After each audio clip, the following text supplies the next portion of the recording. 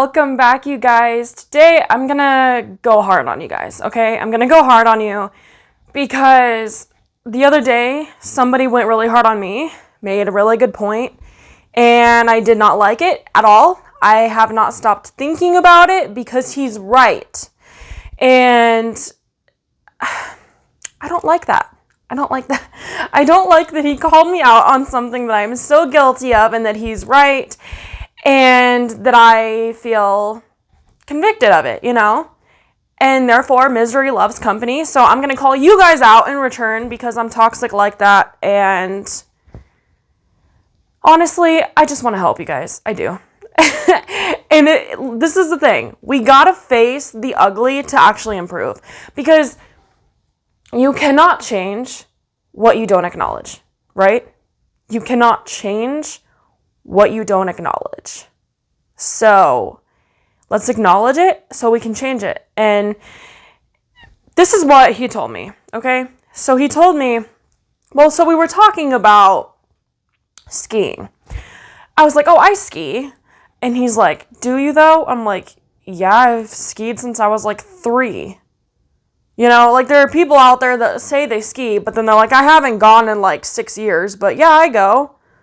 And every 6 years. And then I'm like, no, I go every single year. And he's like, how many times have you gone this year? And I'm like, once. And he's like, do you want to go next week? And I'm like, no, I can't go next week. I went once. That's all I'm going to go this season, unfortunately. But I went once. I made sure I went. And he's like, you don't ski.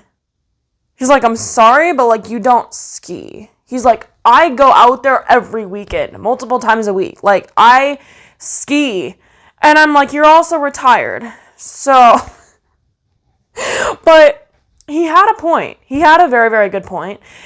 And at first I was like, whatever, screw this dude. But I started thinking, if this was like anything else in life, I would feel the same way. If someone is like, I eat healthy, and it's like, oh, really? Sweet. That's awesome. Where do you go, or what do you get when you go out to eat, whatever? And they're like, I eat a salad once a year. It's like, you don't eat healthy because you eat a salad once a year, and yet you identify yourself as a healthy eater? What? You know what I mean? No, eating healthy is something you have to practice regularly to actually identify yourself by that particular thing. Therefore, I understand why he's saying what he's saying about me not being a skier because I go, once a year. He's not wrong, is he? He's not wrong. And I started thinking, how true this actually is and how this can apply to so many hobbies and things that we identify ourselves on in our life. It's like, oh yeah, I am a this, or I do this, and my hobby is this. But do you actually do it? Do you actually do it? I mean, okay, look, the other night I pulled out my guitar. I was like, I'm going to start playing guitar because my friend was over and I'm like, going to show her, how good I am at guitar because this is something I do. And I realized in that moment that it was the same situation as skiing for me. I was like, I probably haven't even picked up my guitar in a year. And yet I play guitar. I identify it as one of my hobbies. What? No, that is not one of my hobbies. I mean, it is, but not really. I don't really play guitar. I own a guitar. Do I play it? Not really. So, as I was trying to play, I was realizing, gosh, I don't even, I barely remember chords. It's kind of like driving a car. It's not something you really always, or not something that you'll just totally forget, but it's not something that you can do very fluently when it's not at the top of your brain, you know what I mean? Anyway, and I was trying to play and I was just kind of like, yeah, you know what? Let's do something else. This is a little bit embarrassing. Because he was right. Yet again, this dude was right. And once again, I'm like, okay, how many more things does this concept apply to in my life? It's kind of embarrassing, honestly, to think about it. Because, again, it can apply to the way we eat. Do you go to bed on time? Like, actually go to bed on time? Or is it like, okay, maybe once a week or once a month I actually go to bed on a decent hour? Like, to be honest, maybe. Do you identify yourself by... So, my niche is helping entrepreneurs build their dream business. So, if you look at it in this lens, do you identify yourself by your dream business as the entrepreneur that you want to be? But are you still working a 9-to-5 job? And are you actually not putting in time and effort and dedication into your business? You're just identifying yourself by it. Like, I am a this, I am a that, I am a coach, I am an instructor, I am a whatever you might be. Insert your title there. But are you actually practicing what you are identifying yourself as? Are you actually practicing it? Be really, really honest with yourself. And think about it. The answer is honestly probably not that great. It's probably not.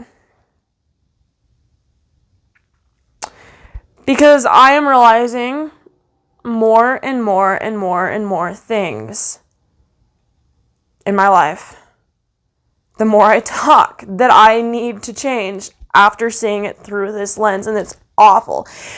I feel gross. I feel kind of like a clown that I call myself all these things. Because I feel like I'm a very diverse person. I have a lot of interests, and I like to identify myself by all of them.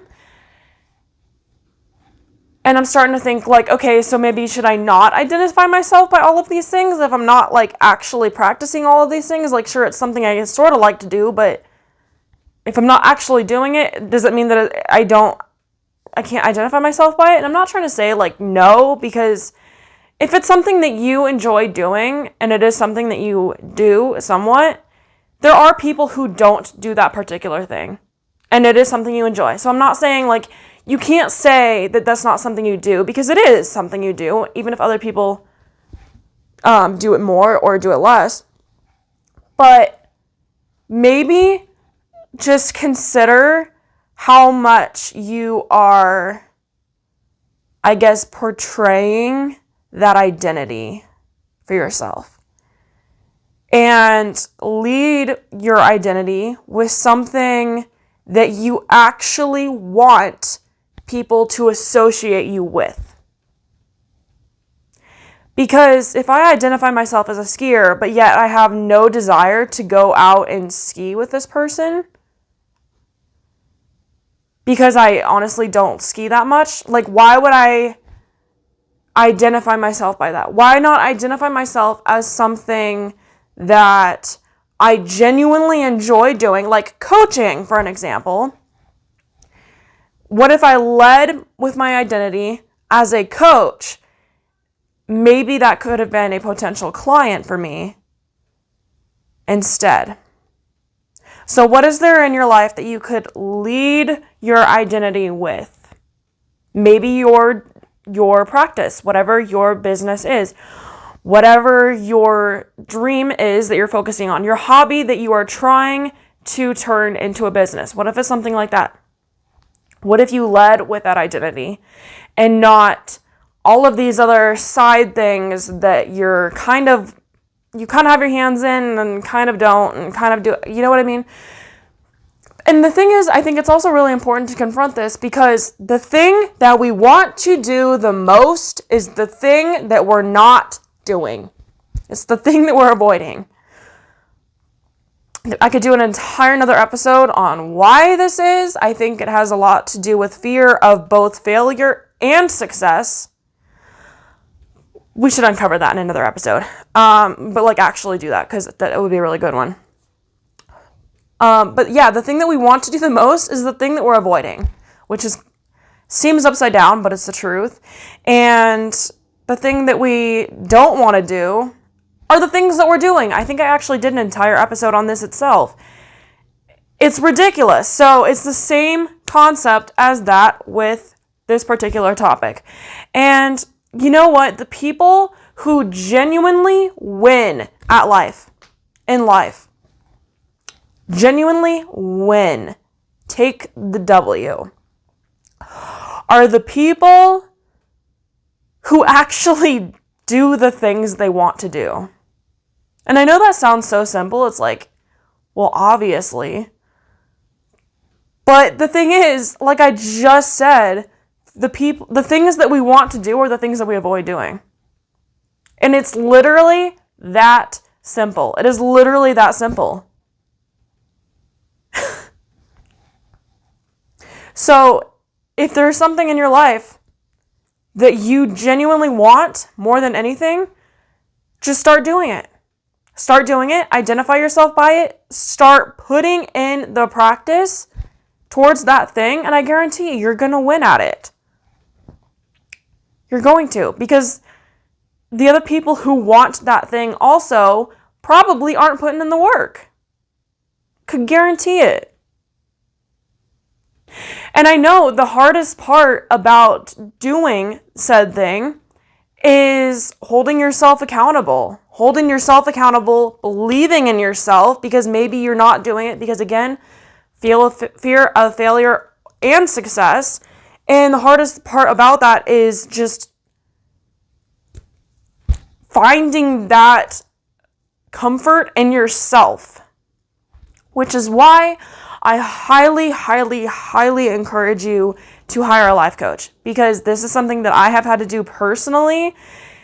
And when I tell you that I would not have gotten to where I'm at had I not, I would not have gotten to where I'm at had I not.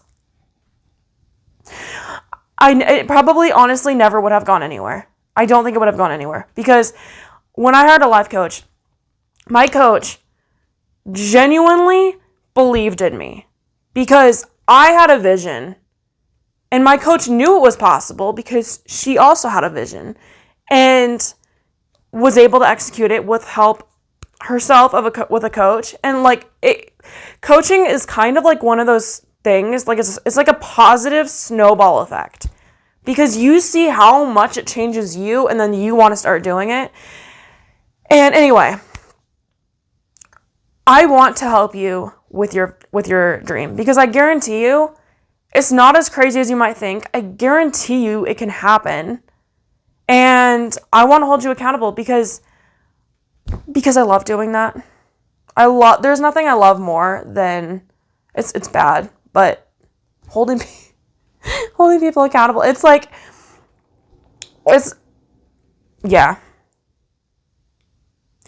Especially people in my life. It's like, okay, and I know this might almost be like a toxic thing, but the thing is, it's like a good witch scenario. Like, it's bad, but I want the best for you, and I'm gonna in a positive way hold you accountable. Do you know what I mean?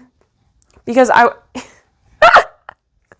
think you know what I'm saying. I'm losing my train of thought. What I'm trying to say is that nobody likes being called out on the things they're doing wrong, as I was just saying this entire episode.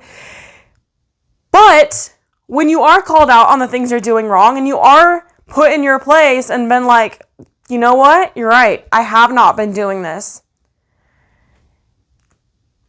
Then you do better. And that's what's so fun about holding people accountable, is it's like, yes, you can do better, and I want you to do better. This is why I'm holding you accountable. Do you get what I'm saying?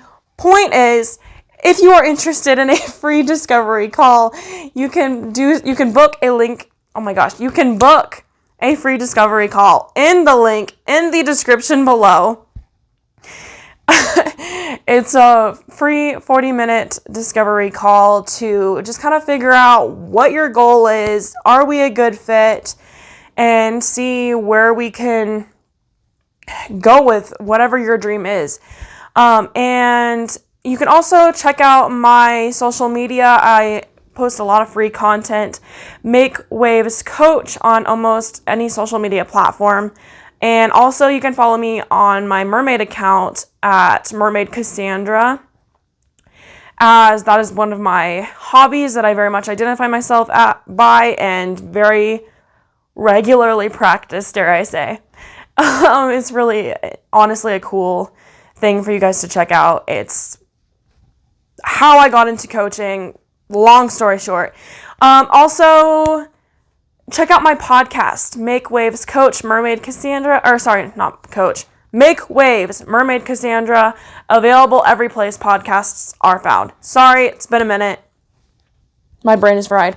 I hope you guys check out all of those, and I hope you guys enjoyed this episode. Please stay tuned for the next one. Go out there and make waves.